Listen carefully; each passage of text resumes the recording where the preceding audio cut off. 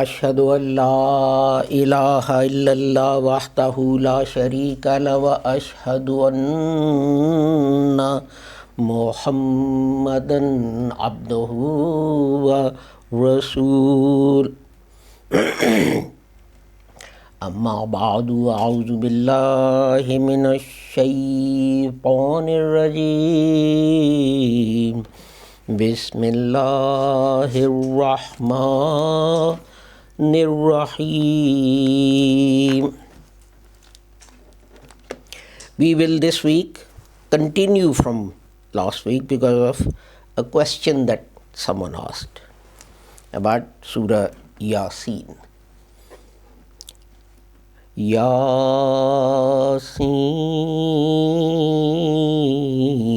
वल क़ुरआनिल हकीम इन्नका लमिनल मुरसलीन अला सिरातिम मुस्तकीम तंजीलल अज़ीज़िर रहीम लतुन्ज़िर क़ौमम मा उन्ज़िर आबाउहुम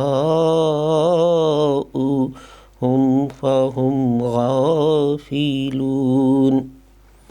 लक़द हक़्क़ल क़ौलु अला अक्सरिहिम फ़हुम ला युमिनून। इन्ना जअलना फ़ी अनाक़िहिम अग़लालन फ़हिय इलल अज़क़ानि फ़हुम मुक़महून। وَجَعَلْنَا مِن بَيْنِ أَيْدِيهِمْ سَدًّا وَمِنْ خَلْفِهِمْ سَدًّا فَأَغْشَيْنَاهُمْ فَهُمْ لَا يُبْصِرُونَ.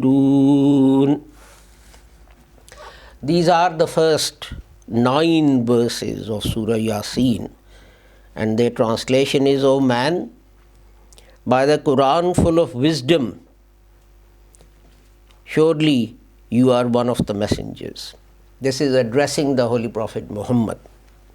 So, O man is the Holy Prophet. O man, by the Quran full of wisdom, surely you are one of the messengers on the right way, a revelation of the mighty, the merciful, that you may warn a people whose fathers were not warned, so they are heedless. The word has indeed proved true of most of them, so they believe not.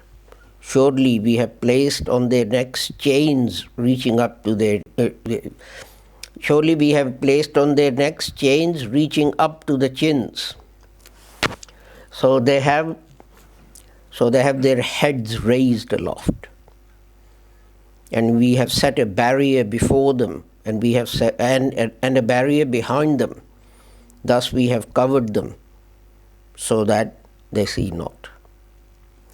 Last week we talked about these chains, and we have placed on their necks chains reaching up to their chins, so that they have their heads raised aloft. And I spoke about my understanding of this, which is that those chains are actually the things that restrain us. Chains of ignorance, chains of being told what you can and what you can't do, chains of a social structure.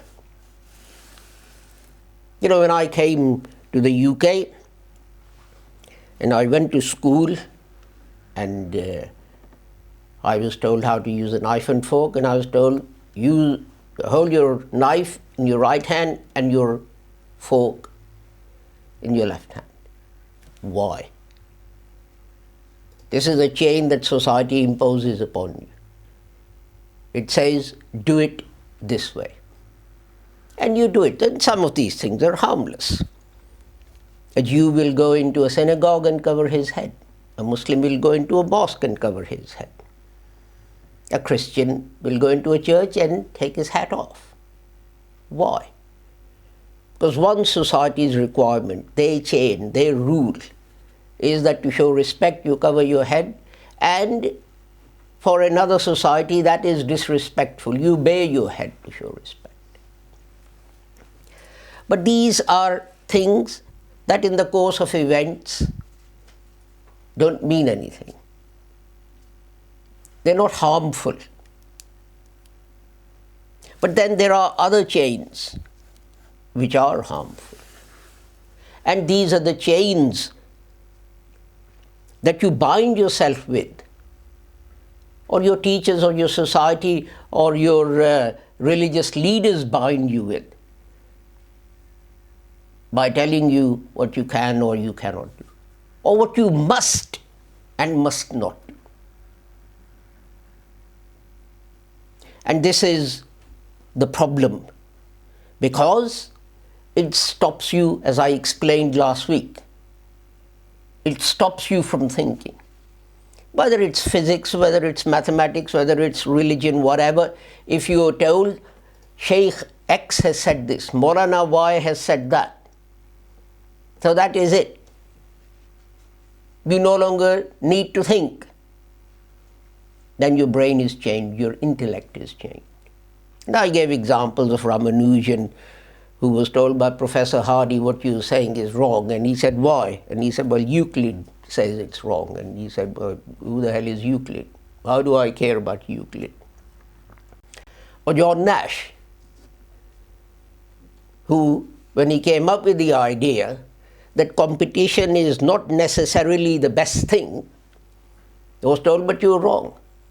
And he said, why? And they said, well, Adam Smith, the father of modern economics, says competition is what leads to the best in a society. And then he said no. And he wrote a paper, and rest is history. And the same thing has happened to Muslims. The same thing happened to Christians. Same thing happens to every religion. Now, you see, many years ago, the Pope gave an edict saying Jews killed the Son of God. And after that edict, for centuries, Christians persecuted the Jews. For centuries, thousands upon thousands were killed and maimed and starved to death and so on and so forth. Even when there was a simple reason. I'll give you a reason. Jews and Muslims, I'll give you a reason for one thing that happened. Jews and Muslims are meticulous in their personal hygiene. Wash your hands before you eat. Wash your hands after going to the toilet. Muslims perform ablutions, wuzu, 5 times a day. Jews are very similar in this to Muslims. And they're also very particular about food hygiene. Cut the throat. Let all the blood flow out. Make sure none of the blood remains in the animal. So what happened was that in the West, Christians would fall ill and get various kinds of diseases. And Jews in the same area wouldn't. So, what was the edict from on high? Jews know this magic trick. So when you walk next to a Jew, he goes and you go home and you fall ill and you die. And for centuries people believed that. The Jews are magicians. This is why Jews could not join certain professions. And all it was that Jews meticulously washed their hands. They meticulously cleaned the meat that they ate. And that kind of thing. I mean, people know, people who've been to Scotland and have seen some of the dishes, even blood is served as food. So if an animal has any, well, nowadays it's unlikely to be so, but it's still possible.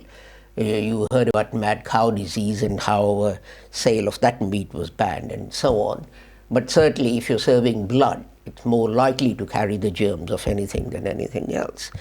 But the point is this, that this barrier that was placed, this chain that was put round people's necks to tell them this is what it was, meant that they went around persecuting and killing another community which was completely innocent.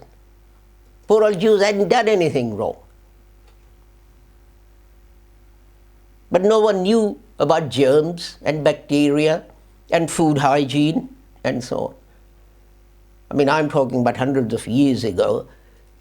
When we came to the UK, I'm talking about early 1960s. From very early age, we got into this habit of going and washing our hands before having a meal. And although we ate with a knife and fork for school dinners, I still had this habit of washing my hands before and after. And my classmates would laugh at me. What's this you've got in your head about washing your hands? You always seem to be washing your hands. But that was instilled into me. That was a chain, the English saying, a chain round your neck. That was one of the chains round my neck. But the most dangerous chain round your neck is the one that says someone else has said something or done something and you no longer need to think about it. And in those days, in the 60s that I talked about, even the cooks in the who cooked school dinners would not wash their hands before going to after coming from the toilet. And I mean, forget about having a hat on and all these kinds of things and so on. But let's go back to this thing. I mean, the Quran said they didn't kill him and they didn't crucify him. So the Holy Quran absolved Jews of this thing by saying they did not kill him, this is referring to Jesus, and they did not crucify him. And one of the chains round our neck is old commentaries of the Holy Quran, which stop us from moving forward. And I've given this example many times, which says that the person who invented the printing press, where did he take it? Did he take it to London? Did he take it to Washington, D.C.? Where did he take it? He took it to Istanbul. Why did he take it to Istanbul? Because people told him Muslims are people who love education. Muslims encourage this kind of thing. So they will appreciate your invention. So the man went there and showed it to the Khalifa. And he said, look, your scribes spend a year writing one copy of the Holy Quran. Okay. But you write that copy, and then the next one, rather than writing it out again, which will take another year, you stick the paper on this machine, and you're like that. And as the drum rotates, it'll be printed out. One page at a time, but it may take a day, it may take a week. It certainly won't take a year. And the Khalifa was very impressed. And then he asked his consultative council, consisting of religious leaders, what about it? And they said, what? For 1400 years we've been writing things by hand. The Holy Prophet wrote things by hand. So we're not going to do anything else. Well, if I'd been the Khalifa, I would have pointed out that the Holy Prophet fought with bows and arrows and swords, and Turks used to use cannon and gun. So if it's okay to forsake sword and arrow and start using cannons, why is it not okay to give up writing with hands and with your hand and use a printing machine? But the point is, this blind following, this chain round their neck, meant that Muslims were left behind. The man took it back to Germany and he printed the first Bible on that, and we know the rest. When computers were invented and word processors came along, they didn't have the facilities for the kind of thing that Urdu and Arabic and Farsi and so on required. Why? Because it was the West that encouraged this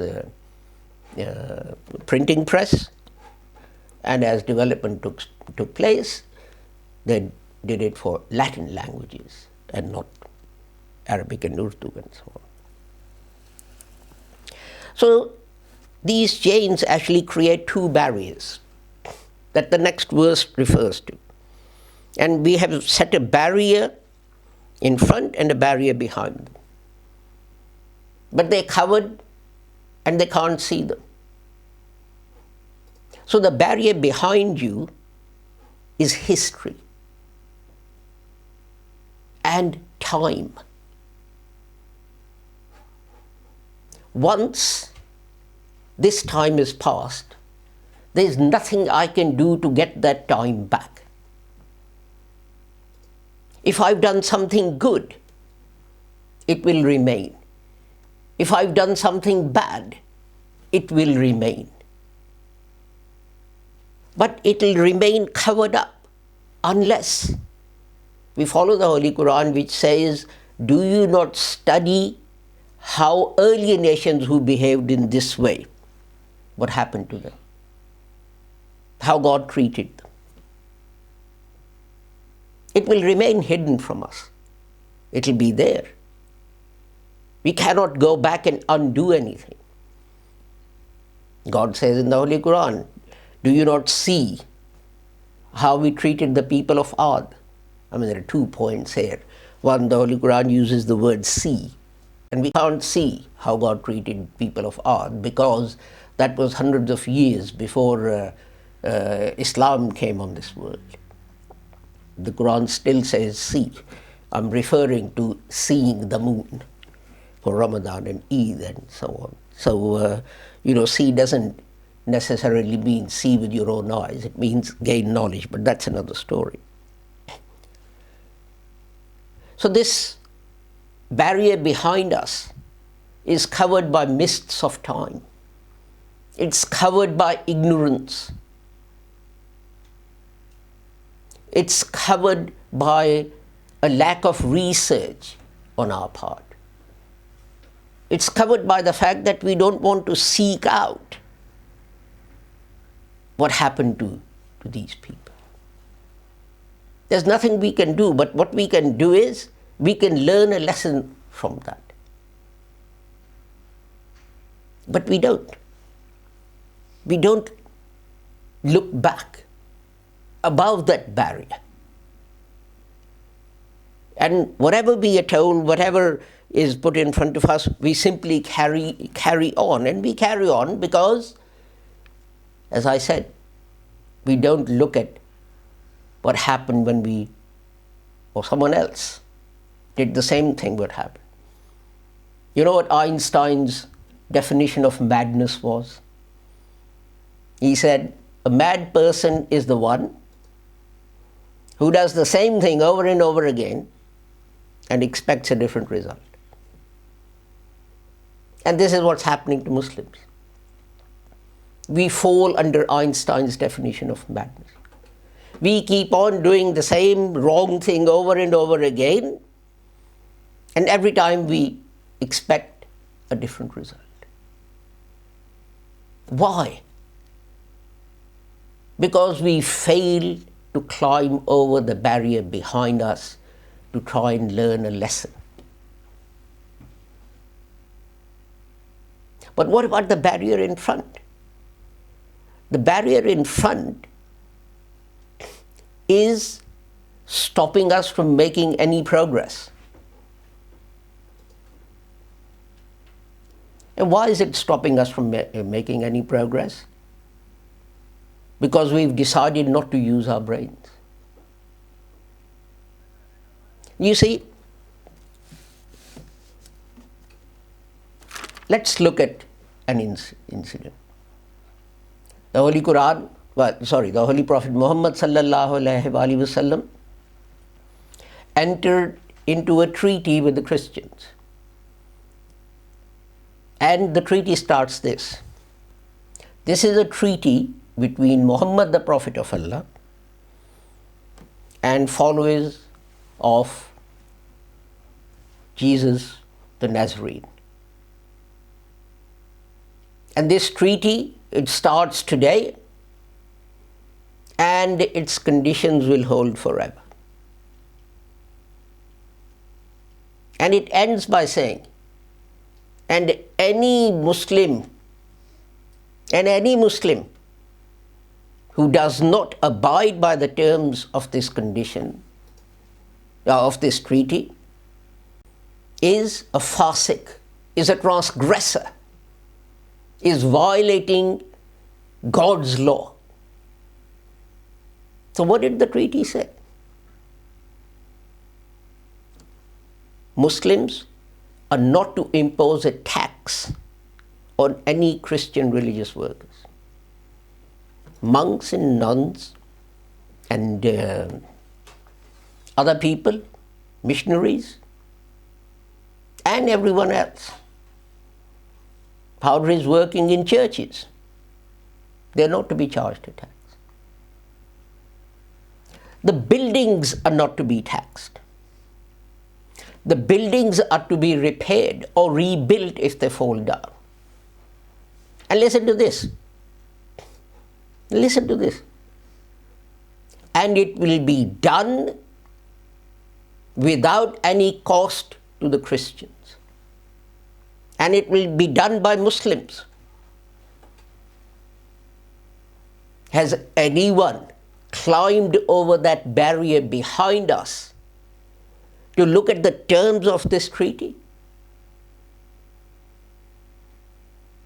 Anyone?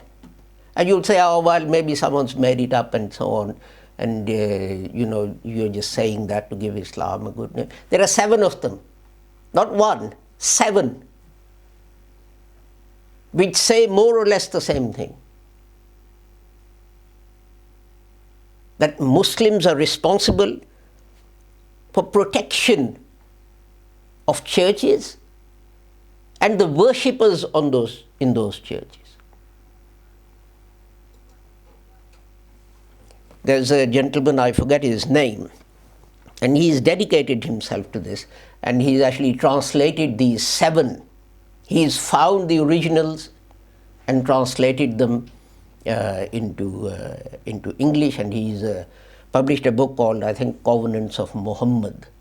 His name is, I think, John Cole or something like that. He found one letter with monks of Sinai. Every time Sinai was invaded by someone, by a Muslim army, and the army arrived at that monastery, they would show him that treaty. And then when Turks invaded the Sinai, they took that treaty back to Istanbul with them, but they left a copy with the monks in Sinai. So if you go to Istanbul, you can locate the original. But the barrier in front of us is because we fail to look over the barrier behind us, we keep on doing the same thing. Do you think it was a good thing to bomb Coptic churches in Cairo on Christmas Day? Someone said to me, I said to him, why are you so aggressive? So he said to me, Islam is the right path and I want to invite everyone to Islam. And I said, yes, of course. A Hindu says, let me find the worst religion, the most contradictory religion, the most wrong religion. Once I found that, I'll follow that. The Christian says the same thing. I don't want to follow the right path. I want to follow the wrong path. Can you show me the wrong path so I can walk along that and be consigned to hell? Everyone believes that their religion is the right religion and it's the right path. And they should be respected for that. The Holy Quran says, when you talk to people, talk to them nicely. Is this talking to them nicely that you go into their churches on Easter and you blow them up? Why? Because this chain round your neck that has been put there by some ancient theologians who were extremists, whose theology did not interpret the word of God correctly. But you do not dare to disagree with them. We know what happened if you agree with them. I'll tell you a story. I was talking to this gentleman who tries to correct my Quranic recitation. I have to give him credit for patience and resilience, because he's been trying for years. And I keep on trying to say to him, I'm a Punjabi. I can't get these things out of the back of my throat as you want me to do. Anyway, I said to him, we were talking about food and so on. And I said, you know, Muslims in Pakistan don't eat anything that's been cooked by a non-Muslim. And he said, yes, yes, yes, yes. So I said to him, isn't this a bit contradictory? And isn't this against the practice of the Holy Prophet Muhammad? And he said, why? I said, the Holy Prophet had a wife who was a Christian. And if he was round her place and she'd cooked him dinner, what did he say? Oh, hang on, you're a Christian. I'm married to you and everything else is okay, but I'm not going to eat the dinner you made me. I'm going to nip round Aisha's or Asma's and have my din-dins and then come back.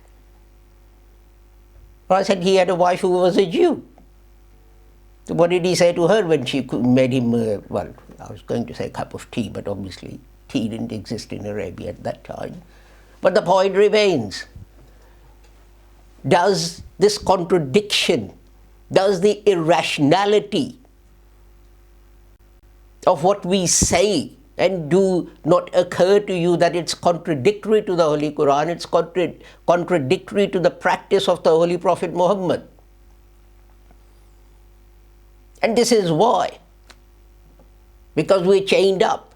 We don't look above the barrier at the back. We can't climb the barrier that is in front of us. They appear to be, as God says, they appear to be completely hidden. Totally hidden. And that is why when the Holy Prophet says it's the duty of the Muslim state to build a church for Christians if it doesn't exist and there's a community and they want to worship, we go and actually burn down the ones that exist. And then we insist we follow the tradition of the Holy Prophet Muhammad. Someone said to me when Hazrat Khwaja Kamaluddin first came to the UK, there was such a large number of local people who embraced Islam. And some of them were highly educated, like Quilliam, he was a solicitor, and Lord Headley, and Pickthall, and so on and so forth. This person asked me in Pakistan, now Muslims are in the UK in droves. Why don't we hear about many conversions now, except for the odd one who's embracing Islam because he wants to marry a Muslim or something like that? You know, I said, well, you've given the reason in the question. And he said, what's that? I said, Muslims have arrived in the UK in droves. People can see what Muslims are really like. When Khwaja Kamaluddin and his companions came to the UK, when non-Muslims went to walking, they could see what they were like. And they followed their example. And they said, yes, these men are worth following. And they followed them. But are we worth following? Are we worth following? Declan, when he made his speech here, some of you might remember, he wrote a book about Muslims, young Muslims in the UK and so on. A lot of the things that he said, I come across as a lawyer. I've given this example before. I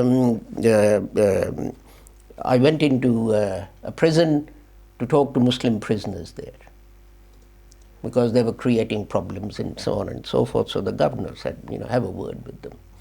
So I went and I said, what's your problem? What did they say? The governor doesn't serve us halal meat. So I said, okay, fair enough. Why are you in prison? Oh, they found 2.5 kilos of heroin in my luggage. I said, that's perfectly halal, is it? I mean, the only worry is whether the meat was correctly slaughtered. Why are you here? Oh, I beat my wife up so much that she spent 3 months in hospital. Oh, that's perfectly halal, is it? And why are you in prison? I was running a prostitution den. So,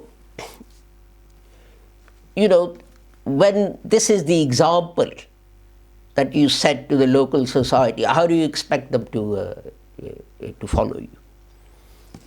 And Khwaja Kamaluddin and his companions were very fortunate that they were the ones whose example people looked at and followed. And in fact, one bishop said that he wrote a letter to the Times saying, what kind of Islam is it that's being preached from Woking? I used to be a missionary in many Muslim countries, and I've never seen this practiced over there, etc. But it was the Islam of unity of mankind. But if you want to unite mankind, you don't start off by blowing up their places of worship and people worshipping them. Every place of worship is holy. It does not matter whether it's a mosque or it's a mandir or it's a church or it's a synagogue or whatever it is. Everyone's life is sacred. Every human being's life is sacred. And the Quran says this. Taking of a human life is only allowed if that person has taken another human life, or they've created mischief in the land. That is, they've rebelled against the government and they've gone and killed other people. Now that is the only time when taking of a life is allowed in Islam. Nothing else allows you to take a human life. But it is sad that the example we present to the world is not of a community that is forward-looking, that is forward-thinking, that is inclusive, that welcomes everyone. And there's one thing I admire, for example, the Sikh religion. They have a langar, which is a free kitchen, and if you go there, no one asks you, are you Christian, are you Muslim, are you Hindu, are you whatever are you. You get a plate, and you get some dal, and you get two chapatis. And this is a wonderful thing, and I admire that. And Muslims should follow that. What will make us great are our deeds. We'll fall from grace because of our deeds, in this world and in the hereafter. And this is the barrier that we've failed to climb over. We seem to be unaware, as the Holy Quran says, these barriers are covered up, they can't see them, they can't perceive them. They can't see the barrier behind, and they can't see how failing to look over that barrier is stopping them from climbing over the one in front and making progress. Today is Friday, so let us pray for everyone, regardless of their sect or nationality or color or religion or language, that if they are in difficulty, that Allah protect them and help them and remove that difficulty. This Friday, it's been, I think, 25 years since an Imam of the Jamaat, who was also an Imam of the Shah Jahan Mosque in Woking, he passed away after a long illness. Pray for his soul. And of course, another of our ex-Imams, Colonel Mahmood Shaukat. The first one was Maulana Sheikh Muhammad Tufail, and the second one, Colonel Mahmood Shaukat, who came from America and who served the Jamaat for many years despite his infirmity and old age, etc., without any cost to the Jamaat. So may Allah bless their souls and overlook any human frailties that they might have shown and grant them high stations in life. But in the next life. Barakallahu lana wa lakum fil Qur'anil azim wa nafa'ana wa iyyakum bil ayati wa zikril hakim innahu ta'ala jawadun kareemun malikun barrufur rahim.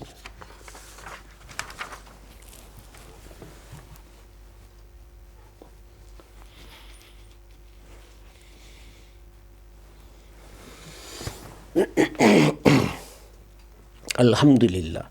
Alhamdulillah.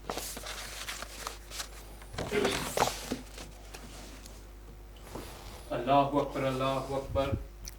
Ashhadu an la ilaha illallah. Ashhadu anna Muhammadar Rasulullah. Hayya ala salah, hayya ala falah. Qad qamatis salah, qad qamatis salah. Allahu Akbar, Allahu Akbar. La ilaha illallah. Allahu Akbar.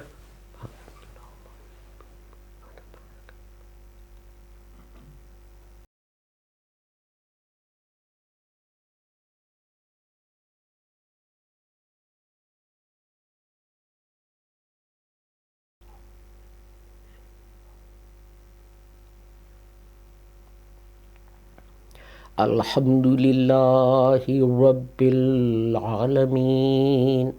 Ar-Rahmanir Rahim. Maliki Yawmiddin. Iyyaka na'budu wa iyyaka nasta'in. Ihdinas siratal mustaqim. Siratal ladzina an'amta alaihim ghairil maghdubi alaihim waladdallin.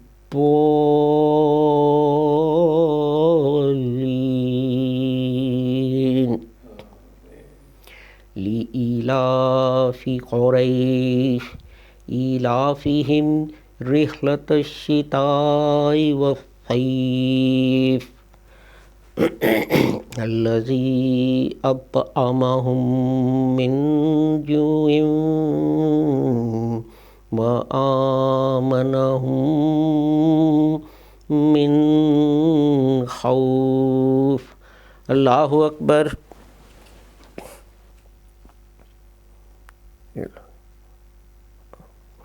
سمع الله لمن حمده. Allahu Akbar.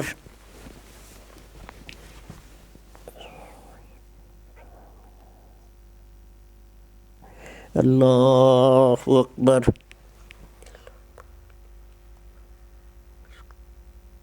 Allahu Akbar.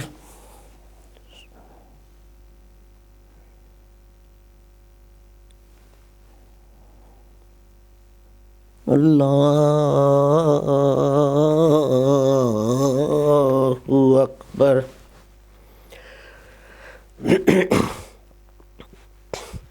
Alhamdulillahi Rabbil Alameen.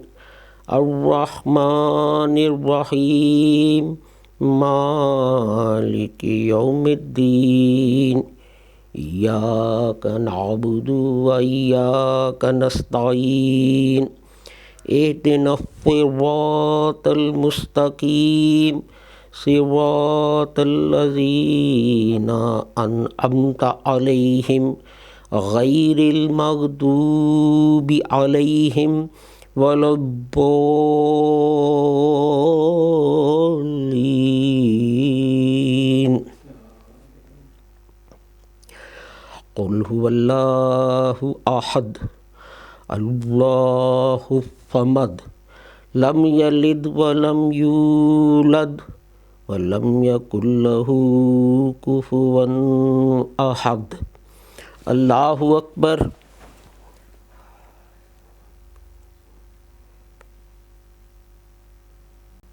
سمع الله لمن حمده. الله أكبر.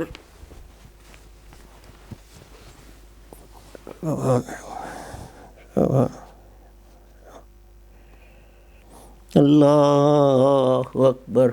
الله أكبر. الله أكبر.